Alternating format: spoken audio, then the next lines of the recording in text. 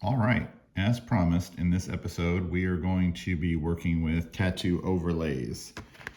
I have the tray right here with our figure and several options for tattoos. And you have to remember, I know what the clothing items, the head, and accessories look like for this figure before you do. So there are certain decisions that are being made that have to do with knowledge that I have that you don't. So we've got the figure here, and I know you're thinking like, what's going on with those pants? Those didn't look like that last time. Well, just due to the magic of videography, I filmed this out of sequence, and you will see that soon of how that happened. But we had to have some things dried, be able to move on and give you the maximum amount of information in the minimum amount of time. So what do we have for tools on the table? We've got micro saw, micro set. Those will be explained along the way. We've got a new blade and a utility knife. We have scissors. We've got to cut the tattoos out of their paper that they come on all together. We've got a couple of brushes for applying these right here. And we've got a large flat dry brush, which we will show you shortly. Got some fine tipped tweezers and a Q-tip with a couple extras on hand. So the first thing is there are already tattoos in this figure. I'm going to show those to you. He's got an abdominal wall tattoo. He's got a right shoulder tattoo that does extend down past the joint. That's there for a reason.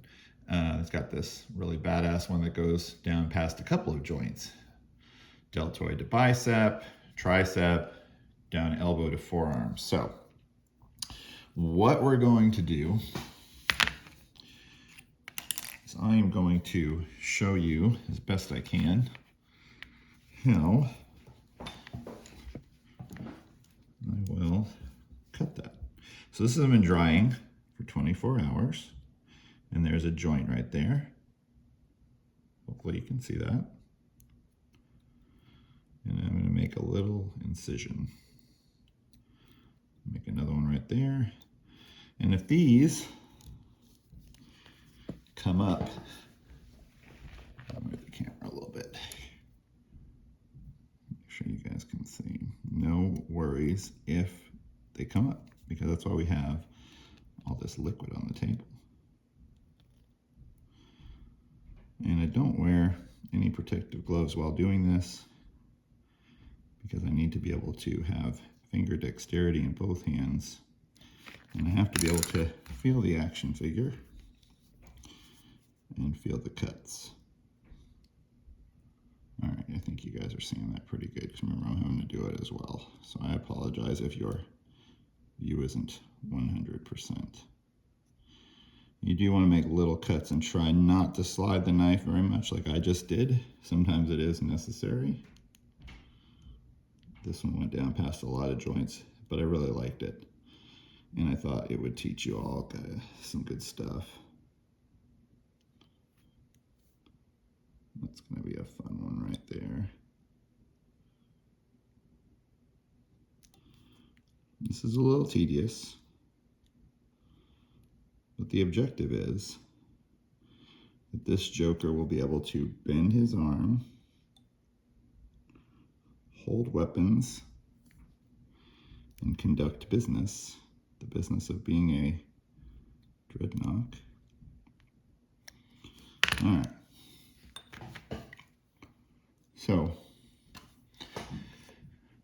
microsol is to put on, which I did already, to help it conform to the body shape. I use it here on the abdomen wall because we had his built-in abs. I used it on his arm because we've got the muscle there. Micro set is what we're going to use kind of like to glue it in place. It's not really like a glue, so don't get that excited about it and think you're gonna make no mistakes, and you will knock that bottle over sooner or later. I usually keep it up in a holder because I've knocked enough bottles of microsol over, and besides smelling like vinegar and making a mess, they're also, they cost money to replace, so that kind of sucks. So this is what we're doing here. Painting this lady with a little bit of solution there. Now, I know me, and I'm gonna knock that bottle over and slip or something, so I'm gonna cap it, put it off to the side. And now we're gonna do the same operation on this side, but it's just a lot simpler, right? See if you guys can see that there. I'm gonna kind of pull his arm down to his side to get a little separation, and voila, it went right through. You look really closely. Bring my blade out. And same thing. You don't have to saturate it, and if you do saturate your brush and you have multiples, you know, just put it on something else. You see he's got the Zartan face logo here. I'm gonna put a little more on there. That one's gonna need a lot. We want that one to really seal those little edges will peel up. I saw one on another project peeling up that I had to take care of yesterday. So in the next section, which I'm going to turn off the camera and reset for, we're going to cut and apply some to an area where, kind of like this, we don't have any body contours that bend. We're just going to shape it to the chest, and we're going to shape one to the forearm. Like I said, we're not going to put any on the neck and back because I know what this figure is going to look like in the end. And again, don't worry about that purple striped pants thing. We're going to get to that. So hang tight.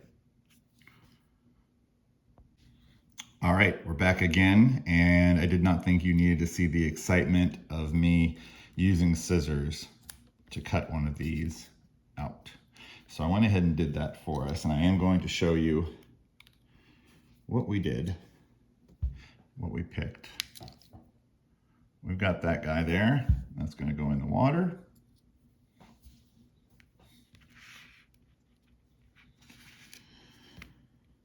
Okay, we don't need to leave it in very long. I'm going to take it out while it's still, remember it's called a water slide, right? So it's supposed to slide a little, and I'm a lefty. So I'm going to move this water back out of the way again so I don't spill it. And I'm going to use this to pull it right onto his chest. Let's show you where we're at so far. We're not where we need to be, but we're real close. So now we're going to get into the Micro Sol, the red lettered bottle. And one of those brushes I had off to the side, we're going to push that down into that chest cavity there. And we're going to say, okay, was this tattoo artist good? Did he center it? Yes, he did, because homeboy paid good money for this tattoo. And he's not going to settle for some shenanigans where the thing's lopsided. So we've got to keep working until we get it. You can use your fingers, but don't use them too much, because remember, your little grubby French fry grabbers are covered in oil, whether you think so or not.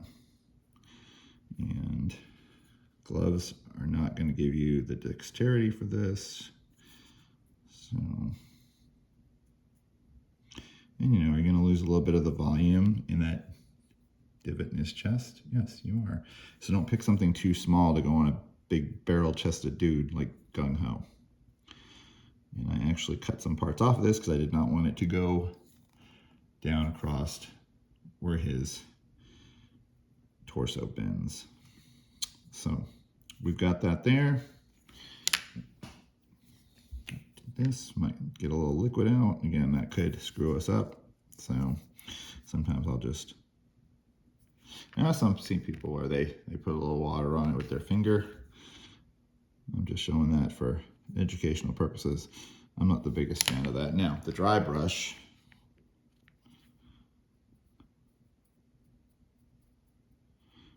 has no solution on it. It's pretty much just a tool. And remember, if it's a little off, that could just be because of the stance he's taking.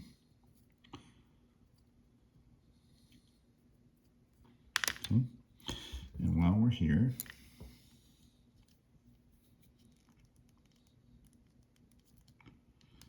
I'm going to do a little movement right there.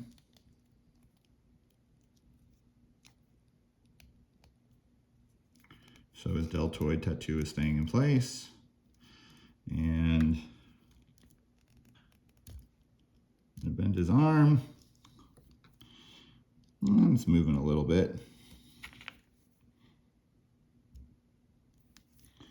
But not bad.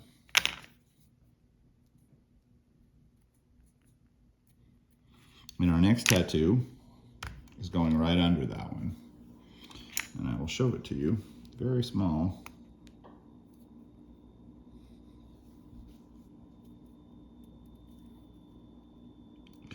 It appears to be a schooner of some kind, so maybe he has an affinity for sailing or something. All right, so same process. We're gonna put it right here in his forearm. The water has hit it. It is now a water slide, not just a slide. Some of them, if they're small enough, they can hang freely and go right on there. Some of them will fold in on themselves. And then your best bet is to just put them back in the water and try to slide them off the edge of the water container right onto part of the body, and then use your brushes to work it in. And remember, you can have one tattoo that's dominant and one that's kind of background. And this stuff will all be shiny for a while. I'm not liking how this is not even. I'm gonna keep jacking with this one probably. May even have to work with it off camera. I don't know. It's not bad. I don't know why I keep jacking with it. One of the problems with customizing is you become a little bit of a perfectionist of your own work. Let's see here. There is, let me get the focus. There's his right arm.